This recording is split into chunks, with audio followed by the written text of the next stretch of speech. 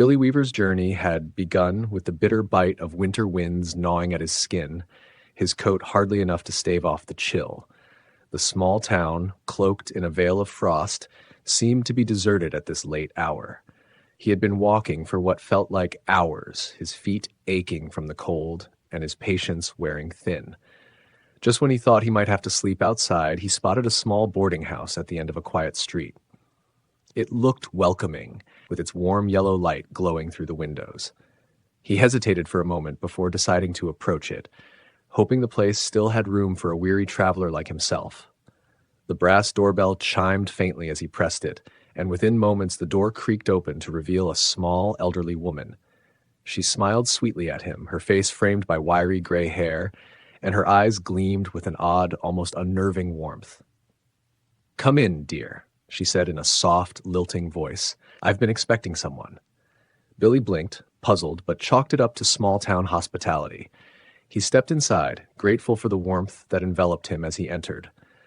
The house was charming, though old-fashioned, its interior filled with floral wallpaper, antique furniture, and the faint scent of something medicinal, like camphor or mothballs. "You must be cold," the woman said, closing the door behind him. "Please, make yourself at home."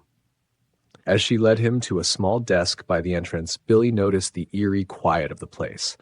The ticking of a grandfather clock in the hallway was the only sound, aside from the occasional crackle of the fire from the living room. The woman handed him a guest book to sign, and Billy did so without much thought. But as he was filling in his details, something caught his eye: the names of the previous guests. Christopher Mulholland. Gregory Temple. Billy frowned. Those names rang a bell, though he couldn't quite place where he had heard them before. For a moment, a strange unease settled in his stomach, but he shook it off, attributing his discomfort to exhaustion from his long journey. With his name signed and the necessary details filled out, the woman beamed at him. "Now, come sit by the fire, dear," she said. "Would you like something to eat or drink?" "I'm all right, thank you," Billy replied, his voice stiff from fatigue. "I think I'll head to bed soon." But the old woman was insistent, her hands fluttering around him like a nervous bird. "Just a cup of tea, then. It'll warm you right up." Reluctantly, Billy agreed, and they sat down in the living room, a cozy space with a fire crackling in the hearth. As they sipped tea, Billy's attention drifted to the odd decor of the room. On the mantel above the fireplace sat a dusty parrot cage, though the bird inside it didn't make a sound. In fact, it was eerily still, perched on its bar, its glassy eyes staring vacantly ahead. Near the fire lay a dog, curled up as if asleep, but something about its motionless body made Billy feel uneasy. "Is the parrot all right?" Billy asked, trying to suppress the creeping sensation of dread crawling up his spine. The old woman glanced at the bird and smiled. "Oh, my dear, no," she said matter-of-factly.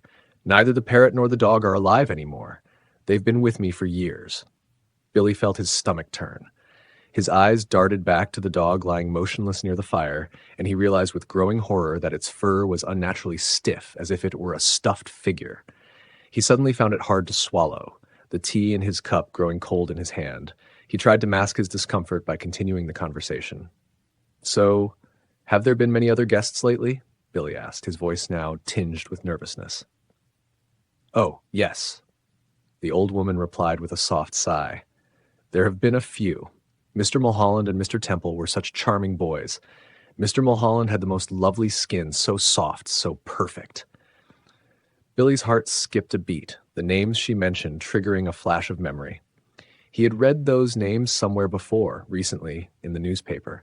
Both men had been reported missing under mysterious circumstances, and now he was sitting in the very house where they had stayed. His mind raced, trying to piece together the impossible realization that was dawning on him. The names, the strange stillness of the animals, the way the old woman spoke of her previous guests, as though they were still present in some way. His pulse quickened, and an icy chill ran down his spine as the fire seemed to grow dimmer, the warmth in the room now feeling oppressive, suffocating. "I think I'd better head to bed," Billy said abruptly, standing up too quickly and nearly spilling his tea. The old woman's smile didn't falter. "Of course, dear," she said sweetly, standing as well. "I've prepared the coziest room for you. Just up the stairs, second door on the left." Billy nodded stiffly, trying to maintain his composure as he made his way up the narrow staircase. Each step creaked underfoot, and his heart pounded in his chest as he reached the door she had mentioned. He hesitated for a moment before opening it. The room was small, simple, and perfectly ordinary, except for one thing. In the corner, hanging on the wall above the bed, was a large framed photograph of the old woman with two young men standing beside her, both of them smiling politely. Billy's blood ran cold when he recognized the faces, Mr. Mulholland and Mr. Temple. His head spun, and the walls seemed to close in on him. He had to get out. He had to leave this place before something terrible happened. He turned to leave the room, but as he reached for the doorknob, he heard the faintest whisper behind him. He froze. Billy. The voice was soft, almost like a breath, but unmistakably close. He turned slowly, his heart thudding in his chest, and his eyes fell on the photo once again. The faces of Mr. Mulholland and Mr. Temple now seemed to be staring directly at him, their eyes no longer filled with polite smiles, but with something darker, something sinister. Panic surged through him, and Billy rushed out of the room, stumbling down the stairs. He had to leave, had to get out before the nightmare overtook him. But as he reached the bottom of the stairs, the old woman was there, standing in the doorway, her smile no longer warm, but cold and menacing. "Where are you going, dear?" she asked softly, her voice like silk over steel. Billy opened his mouth to respond, but no words came out. The walls seemed to close in on him, the air growing thick with a suffocating weight. His legs felt like lead, and his vision blurred as the world around him dimmed. He never made it out. The smell of damp wood and dust filled the air as Peter and Dennis rummaged through the old basement of their great-uncle's home. The two brothers had been tasked with clearing out the house after their great-uncle passed away, and while most of the items in the basement were nothing more than forgotten relics of the past, one object caught their attention. In the corner, half covered by a worn sheet, was a peculiar toy, a clapping monkey. Its fur was matted and gray, its symbols tarnished, but its eyes gleamed with an unsettling life. The boys stared at it for a moment, the toy's grinning face staring back at them before Peter reached out and picked it up. As he did, a faint creaking sound echoed through the basement, almost like the house itself was groaning in protest. "Hey, look at this!" Peter said, turning the monkey in his hands. "It's so old. Do you think it still works?" Dennis hesitated. There was something about the toy that made his skin crawl, but he couldn't put his finger on it. "I don't know. Maybe we should just leave it," he muttered, glancing around the dimly lit basement, feeling a strange sense of unease. Peter ignored his brother's apprehension and wound the key on the monkey's back. The mechanism inside clicked and whirred to life, and then, with a sudden jolt, the monkey's arms began to move. The cymbals clapped together with a metallic ring that echoed unnervingly in the small space. Clap! Clap! Clap! The brothers watched in silence, but as the clapping slowed to a stop, the air seemed to shift, growing colder. A gust of wind swept through the basement, though no windows were open, and Dennis could have sworn he heard a faint whisper like someone calling out from far away. That night, their father, Hal, sat at the kitchen table, his face pale as he stared at the monkey that now sat on the counter. He had found it earlier that evening, left carelessly on the kitchen counter by Peter. Seeing it again sent a shiver down his spine, stirring memories long buried. "Where did you find this?" Hal asked, his voice tight with unease. "In the basement," Peter replied, shrugging. "Why? It's just an old toy." Hal's knuckles turned white as he gripped the edge of the table. "It's not just a toy," he whispered, his eyes darkening. "It's cursed." The brothers exchanged confused glances, but Hal's expression was one of pure fear. Slowly, he began to tell them about his own childhood, about how he had found the same monkey in his father's cupboard when he was just a boy. My father, your grandfather, he disappeared when I was young. One day, he just vanished.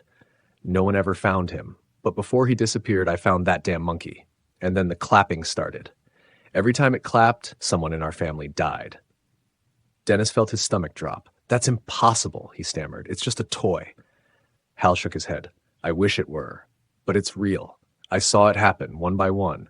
My uncle, my aunt, and then my own father." His voice trembled as he recalled the events of the past. After my father disappeared, I was so terrified of that thing that I threw it down the deepest well I could find, hoping to bury it forever. But now it's back. The room was thick with tension. The sound of the ticking clock on the wall, the only noise breaking the silence. Hal stood up abruptly, grabbing the monkey with shaking hands. This time, I'll make sure it's gone for good. The next day, Hal drove the boys to a secluded lake a few miles from the house. The water was dark and still, the surface reflecting the overcast sky. Without a word, Hal hurled the monkey into the lake, watching as it disappeared beneath the murky water. He stood there for a long moment, staring at the ripples that spread across the surface before turning to his sons. "It's over," he said quietly, though his eyes betrayed a lingering fear. But it wasn't over. A few days later, a headline in the local newspaper caught Hal's attention. "Mysterious death of fish in local lake." Every single fish had been found floating lifeless on the surface, as if something had poisoned the water. Hal's heart sank as he read the article, the weight of dread settling deep in his chest. The curse wasn't gone, it had merely shifted. That night, as the family sat down for dinner, a sudden noise echoed through the house. Clap! Clap! Clap! The sound was faint but unmistakable. Hal froze, his fork slipping from his hand. The boys looked at each other, fear creeping into their expressions. "It's back," Peter whispered. Hal rushed to the source of the noise, his heart pounding in his chest. He burst into the living room where the sound had come from, but there was nothing, no monkey, no sign of anything out of the ordinary. But then it came again, louder this time. Clap! Clap! Clap!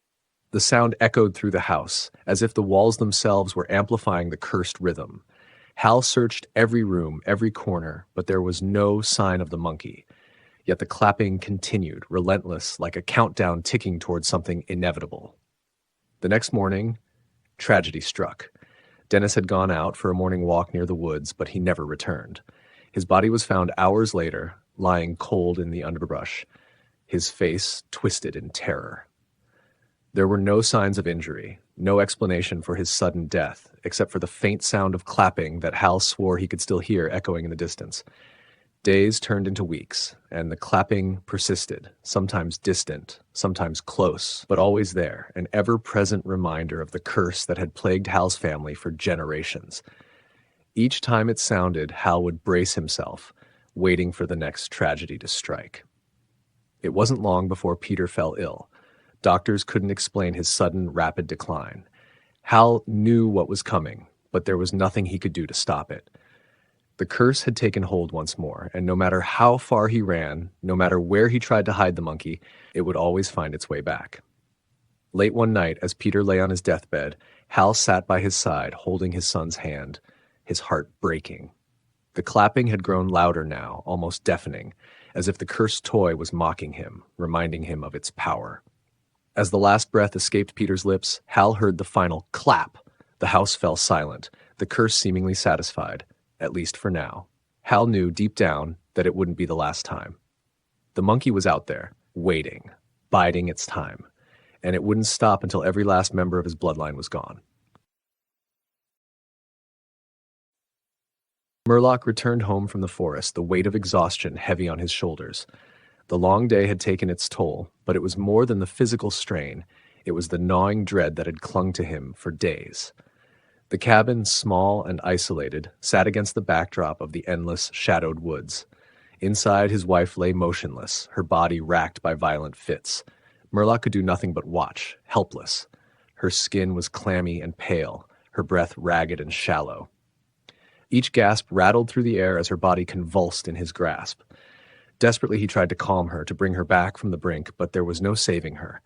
The fits worsened until, with one final shudder, she went still. Still.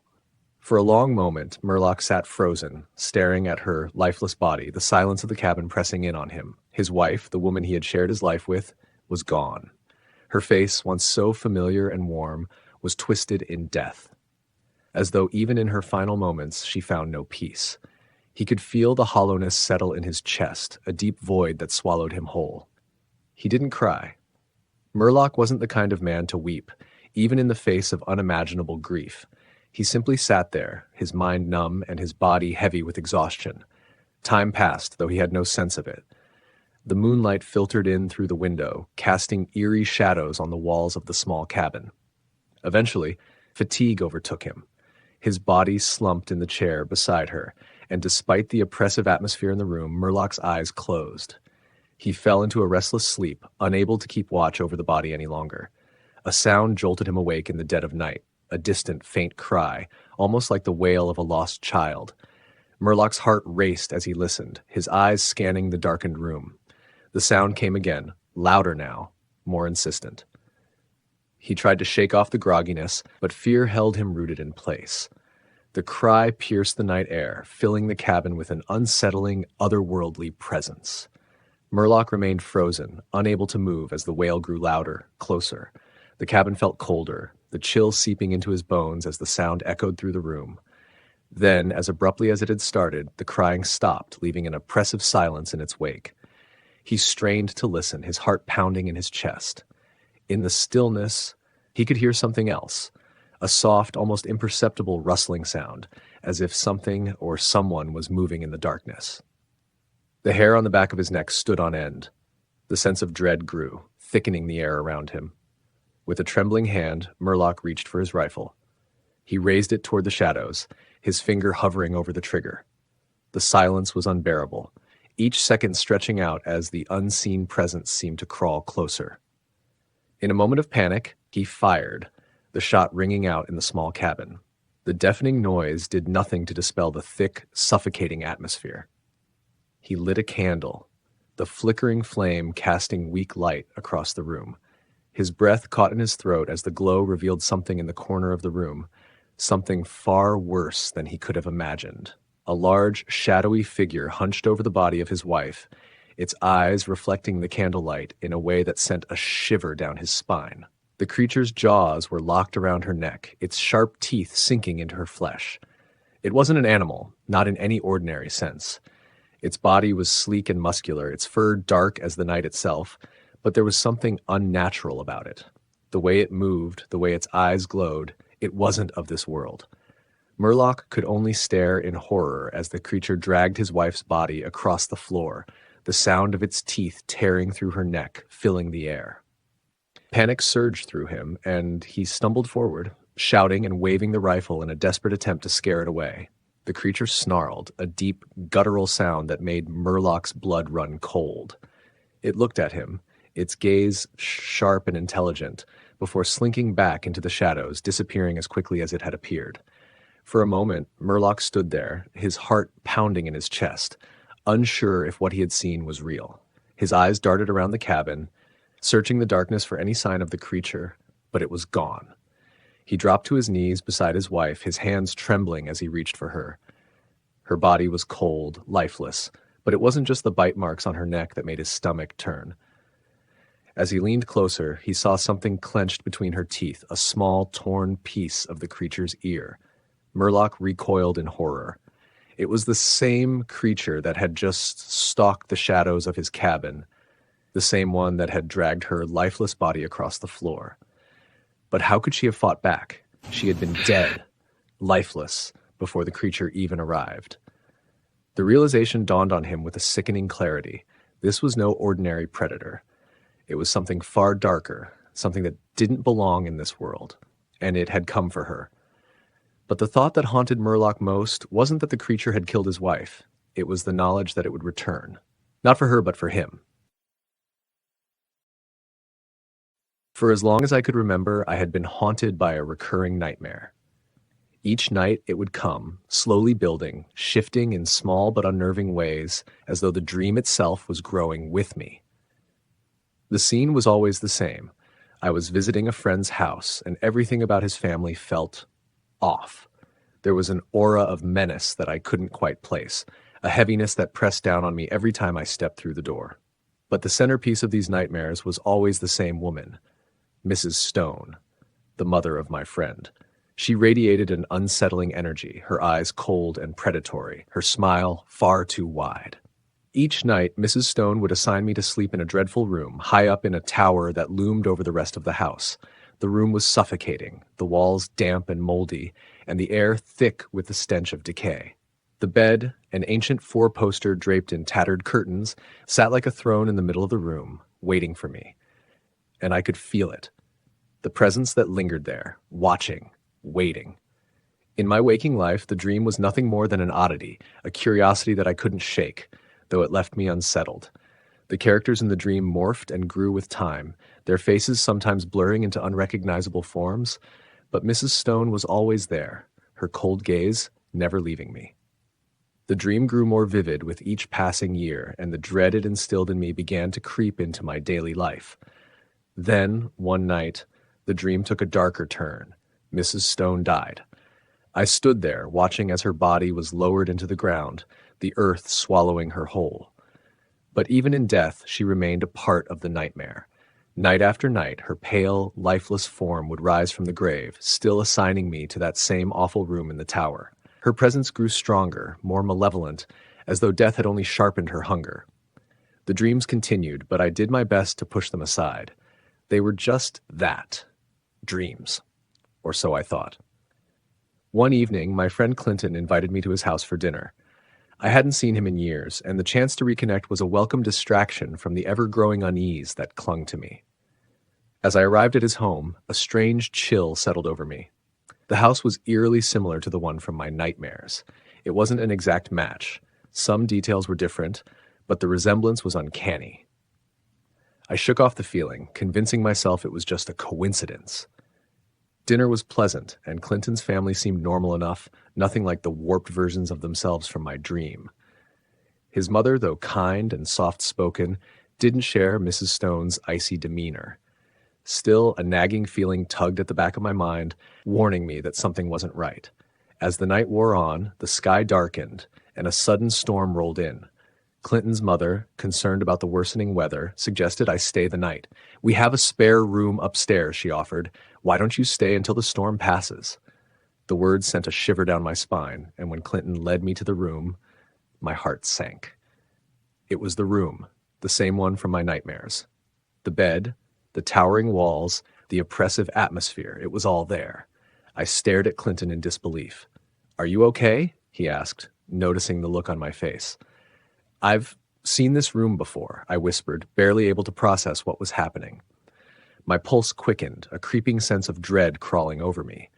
Trying to dismiss my fear as irrational, I stepped into the room. As I looked around, something caught my eye, a portrait hanging on the wall. It was Mrs. Stone, the woman from my dreams. Only this, Mrs. Stone looked even older, her eyes sunken and hollow, her mouth twisted into a grotesque smirk. I felt an overwhelming urge to take the painting down, to remove it from the room. I called Clinton for help, and together we lifted the portrait from the wall. As we carried it out into the hallway, I felt something warm and sticky under my fingertips. I glanced down, my breath catching in my throat. Our hands were covered in blood.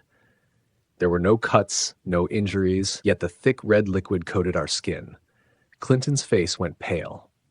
"What the hell?" he muttered, wiping his hands on his shirt, but the blood wouldn't come off. It seemed to seep into our very skin, no matter how hard we scrubbed. A deep sense of unease settled over us both. Clinton suggested we leave the painting in the hall and go to bed, but sleep was the furthest thing from my mind. I lay there, my heart pounding, every creak of the old house sending a jolt of fear through me. Hours passed in agonizing silence, my body frozen in place when suddenly I felt it. Something was in the room with me. The air grew thick, oppressive, and a chill seeped into my bones. I opened my eyes, and there, standing at the foot of the bed, was Mrs. Stone. Not the portrait, not the dream, but the real Mrs. Stone, or what was left of her. Her skin was pale, almost translucent, and her eyes glowed with a cold, unearthly light. She grinned, her teeth sharp and glistening in the dim light. "I've been waiting for you," she whispered, her voice like the hiss of a snake. I scrambled back, my heart hammering in my chest. "You can't be real," I stammered, but deep down I knew she was. This was no dream. "You've been marked," she said, her grin widening. "And now it's time for you to join me." I leapt from the bed, desperate to escape, but Mrs. Stone moved faster than I could have imagined. She was on me in an instant, her cold fingers wrapping around my throat. Her strength was inhuman, and as I struggled against her, I could feel my energy draining, my life slipping away. She leaned in close, her lips brushing against my ear. You will never escape me. With a final surge of strength, I managed to break free, stumbling out of the room and into the hallway. Clinton burst from his room, his eyes wide with terror. "What's happening?" he shouted, but before I could answer, we both froze. The portrait, the one we had moved to the hall, was back on the wall in the room, and this time Mrs. Stone's eyes seemed to follow us, her painted lips curling into a sneer. "We need to get out of here," I gasped, grabbing Clinton by the arm. We raced down the stairs, the house groaning and creaking around us as if it were alive, as if it were trying to trap us inside. We fled into the night, the storm raging around us, and didn't stop running until we reached the edge of town. Breathless and shaking, we collapsed onto the wet ground, neither of us daring to look back. The next morning, an old newspaper caught our attention. The headline chilled me to the bone. Mrs. Stone's coffin found erupted again. Local authorities perplexed. It detailed the strange occurrences surrounding her grave, how the coffin had been found above ground several times, despite being buried deep. It was then that I knew. This was no coincidence. Mrs. Stone had never been at rest, and now she had marked me. No matter how far I ran, no matter how hard I tried to escape, I would never be free from her ghostly grasp. Athens may be known for its small-town charm and outdoor adventures, but it also harbors a darker history that will leave you uneasy. Tucked away on West College Street is a spot known to locals as Monkey Bridge, where an unsettling legend was born. The story goes that years ago, a circus train derailed violently under what is now called Thunder Bridge. Among the wreckage, the surviving monkeys escaped into the nearby woods, but many were killed in the accident. Locals swear that the restless spirits of these animals still haunt the overgrown area around the bridge, their cries sometimes heard on quiet nights.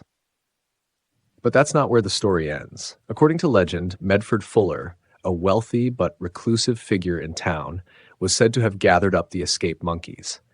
Fuller owned a large estate nearby, now known as Fuller Park. It is believed that he caged the surviving monkeys there, performing strange rituals in the secluded woods. The rumors of animal cruelty and dark ceremonies only fueled the chilling atmosphere surrounding the park, which to this day remains overgrown and abandoned. Visitors claim to have seen the remains of giant iron cages where the monkeys were once kept, as well as eerie stone structures crumbling with age. Adding to the eerie vibe is the fact that Medford Fuller's grave is still located within the park's dense forest. Those brave enough to explore its tangled trails have reported strange occurrences, phantom sounds of screeching, rustling in the bushes, and sightings of shadowy figures darting among the trees. One local teenager in the late 1990s claimed to have felt invisible hands brushing against his back as he passed through the area late at night. In the early 2000s, a group of friends exploring the park swore they heard distant chattering sounds, almost like the calls of monkeys, though none were around. Despite its overgrown state, the park still draws curious explorers, some of whom come across the old cages and remnants of Fuller's mysterious rituals. Paranormal investigators have tried to capture evidence of the hauntings, reporting strange energy readings and cold spots near the bridge and Fuller's grave. Although Fuller Park remains a local curiosity, many Athens residents prefer to stay away, letting the dark history and ghostly legends live on in whispers. Thanks for watching. Don't forget to subscribe to the channel, like, comment, and share the video. See you next time.